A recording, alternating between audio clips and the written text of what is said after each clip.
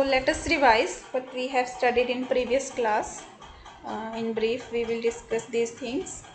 That is, we started from Maxwell's equation, then we discussed Maxwell equations in free space, and today's topic is Maxwell equation in matter.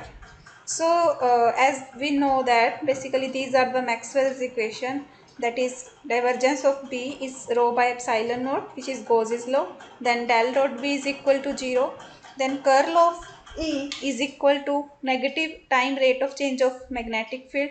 And then we have Ampere Maxwell law, that is Ampere's law with correction of Maxwell's, that is the curl of B is equal to mu naught J plus mu naught epsilon naught curly E by curly T. This epsilon naught curly E by curly T term, it is known as, he named this term as displacement current. The Maxwell equations, these four equations along with Lorentz force law, F is equal to Q, E plus V cross P, these summarize the entire theoretical content of classical electrodynamics. Now if we take the divergence of equation 4, divergence of this equation, it gives del dot J is equal to negative time rate of change of rho, which is mathematical expression for conservation of charge. It is known as continuity equation. So we can say that this equation, which is Maxwell's fixing of Ampere's law that we discussed in a previous lecture, and this equation also justify and is also consistent with the continuity equation. that is यहाँ पे आप इसका divergence लोगे तो ये term तो zero हो जाएगी, because divergence of curl is always zero, और इसका डाइवर्जेंस आ जाएगा डाइवर्जेंस ऑफ जे, और इसका डाइवर्जेंस जब आप सॉल्व करोगे ई को पुट करेंगे, डेल डॉट ई को हम पुट कर देंगे रो बाय एप्सिलॉन नॉट, तो वहाँ से ये टर्म बन जाएगी. Then ultimately we get the continuity equation from this equation 4 by taking the divergence.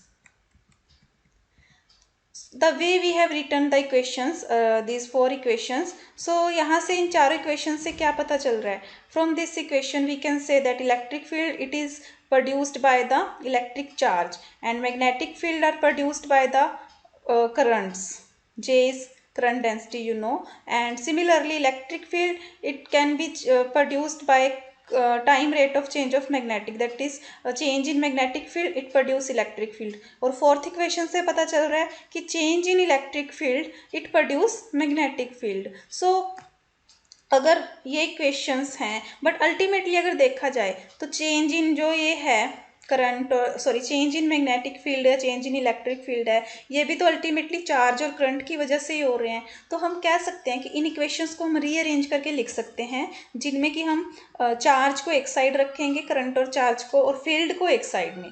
So field हम इस साइड रख लेते हैं और इसमें करंट या चार्ज को एक साइड में रख सकते हैं. This is rearrangement. So we can say that charge is produced field, charge से फील्ड जो है प्रोड्यूस हो रहा है. And if we look at Lorentz force law, from that law tells us that field affect charges, क्योंकि किसी भी magnetic field में कोई चार्ज मूव करेगा तो उस पर मैग्नेटिक फील्ड फोर्स लगाता है, और इलेक्ट्रिक फील्ड में भी कोई चार्ज है तो उसमें भी फोर्स लगती है. तो फील्ड चार्ज को इफेक्ट करता है. And from this equation if we write in this way, we can say that charges produce the field. In free space, if we are to write the Maxwell's equation in free space, तो free space में rho zero हो जाएगा, J भी zero हो जाएगा. So we have Maxwell's equations like del dot E is equal to 0, del dot B is 0, and del cross E is minus curly by curly T B, and del cross B is mu naught epsilon naught E by curly E by curly T. So जो Maxwell equations थी हमारे पास, उसमें J और rho क्या हो जाएंगे? 0. So these are the modified equations, Maxwell's equation for free space. Maxwell's equation in matter, this is today's topic, that we will discuss Maxwell's equation in matter. Maxwell equations जो हमने study की, Maxwell 4 equations, these are correct. But if we discuss these equations for matter, तो matter में हमें पता है phenomena होता है पोलराइजेशन का. अगर इलेक्ट्रिक फील्ड की बात करें तो इलेक्ट्रिक पोलराइजेशन, मैग्नेटिक फील्ड की बात करें तो magnetic polarization. Because of this phenomena of polarization the Maxwell equations get modified. There is convenient way to write them. We will discuss that way how these equations will be modified.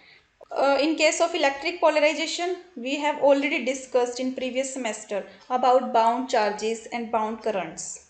If we have electric polarization, that is suppose this dielectric, it is placed in electric field, तो in presence of electric field इसमें dipoles बन जाएंगे, तो जो neighbouring dipoles हैं वो सारा charge तो एक दूसरे को कैंसिल आउट कर देगा और बाउंड्रीज पे एक साइड पे नेगेटिव चार्ज आ जाएगा, एक साइड पे positive. Sigma B is bound charge density, surface bound charge density. Okay, so surface पे जो बाउंड चार्जेस इनमें आ जाते हैं इन केस ऑफ डाइलेक्ट्रिक्स, क्योंकि चार्जेस हमें पता है एक बाउंड होते हैं एक फ्री होते हैं. कंडक्टर्स के केस में हमारे पास फ्री चार्ज होते हैं, but in case of dielectrics or in such materials we have bound charges over which we have no direct control. We cannot determine them directly, these bound charges. Or if we talk about magnetic polarization, in that case we have bound currents. तब हम bound currents की बात करते हैं. Okay, जिसको हमने जे B लिखा था, और K B surface bound current, J B volume bound current, similar and rho B which is volume charge surface bound charge density है ये sigma B, and rho B which is volume charge density we know, but B का मतलब है ये bound charges की है. So this rho b, it is volume charge density for bound charges. We have already studied. For static case, electric polarization and bound charge densities are related as, this is relation between polarization. P is polarization vector, negative divergence of P, it is equal to rho b, and JB bound current density, it is equal to del cross M, where M is the magnetization vector, capital M.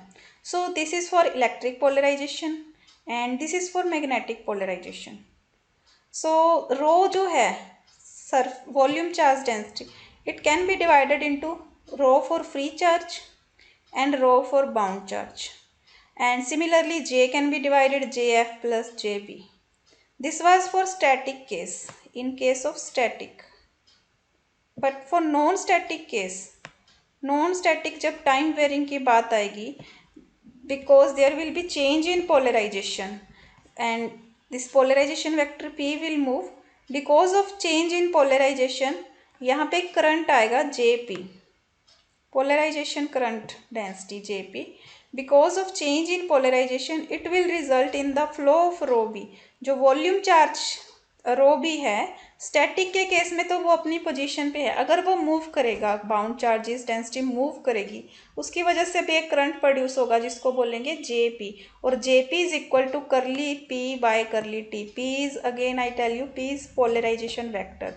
J P का divergence ले लो, divergence of J P, तो it means divergence of J P की जगह क्या put कर सकते हैं हम, करली पी बाय करली टी, और फिर करली बाय करली टी को बाहर निकाल लेंगे, डाइवर्जेंस अंदर चला गया, और divergence of P we know it is negative rho B, as I told you divergence of P is, ये नेगेटिव साइन इधर आ गया तो negative rho B.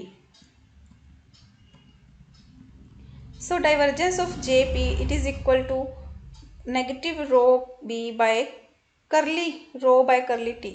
So we can say that this polarization current, it is also consistent with continuity equation, and this polarization current, it is due to the linear motion of charge when electric polarization change, when this polarization vector has linear motion, right? So this was about bound charges and polarization current, bound current we know which is due to magnetization, and here also we see that for this polarization current the continuity equation is satisfied. Okay, this is satisfied from this equation 7. Again rho total, it is equal to rho for free and rho for bound charge. Rho free we write it rho f, and rho bound, again we can put this as negative divergence of P. P is polarization vector. Similarly J total, it is equal to JF plus JB plus now we have polarization current. So ये J जो current density है, ये current density अब J free charge की वजह से, current bound charge की वजह से, प्लस अब हमारे पास एक पोलराइजेशन, ये नई टर्म है आपके पास पोलराइजेशन जे पी वेक्टर. ठीक है, जे वेक्टर है, जे बी ये भी फॉर्मूला याद रखना है, कर लो फैम. और जे पी हमने ऊपर अभी बताया कि it is curly P by curly T, P is vector, it is polarisation vector. तीनों की वैल्यू पुट कर दी, यहाँ रो बी की वैल्यू पुट कर दी। अब ये 4 इक्वेशंस हैं, ए बी तो ऐसे रहेंगे। इसमें अगर रो कहीं इक्वेशंस को चेंज करके लिखना है तो वो रो चेंज होगा या जे चेंज होगा, ठीक है।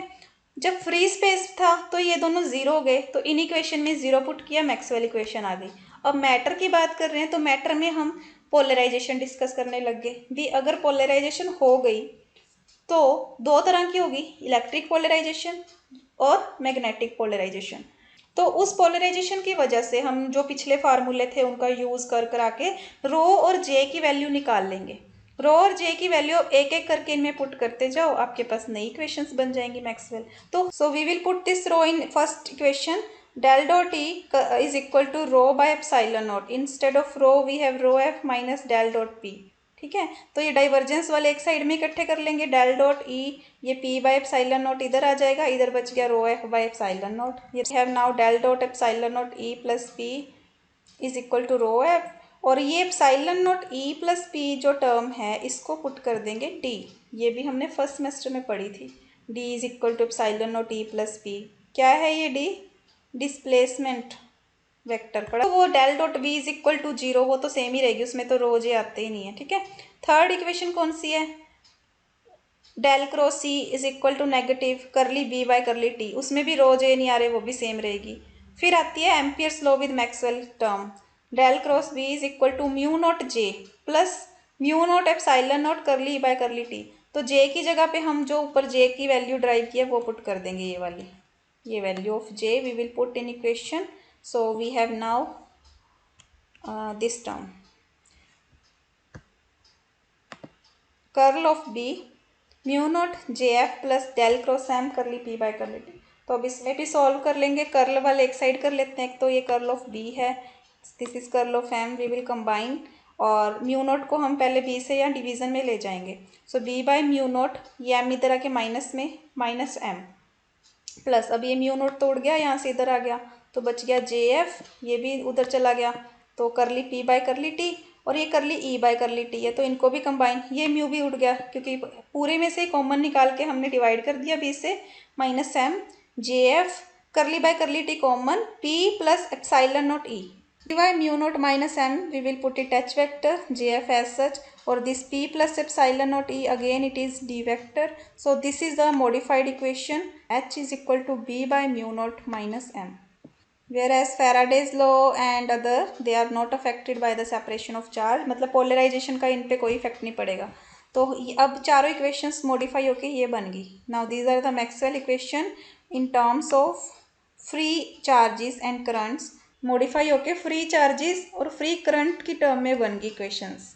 First equation del dot D rho F, second as such वही रही, third del cross C minus curly B by curly T, और फोर्थ क्या बन गई, curl of H, curl of B की जगह कर्ल ऑफ एच आ गया, जे F free charge density plus curly D by curly T, D is displacement vector, ठीक है। तो these are the Maxwell's equation in matter, these depend upon the nature of material, because polarizations for linear media, these equations we have derived in first semester, p is equal to epsilon naught psi e into capital E d epsilon e, these are for linear media। linear media होगा तो जितनी ज़्यादा field intensity होगी उतनी ज़्यादा उसकी magnetisation होगी, तो m proportional to h, proportionality की जगह पे हमने xi m लगाया था, तो this is m is equal to xi m h, h is equal to b by mu. So these जो equations, this depend upon the material, where epsilon naught plus 1 plus psi e displacement. So that's why second term in Ampere Maxwell equation came to be called displacement current, JD, that is curly D by curly T.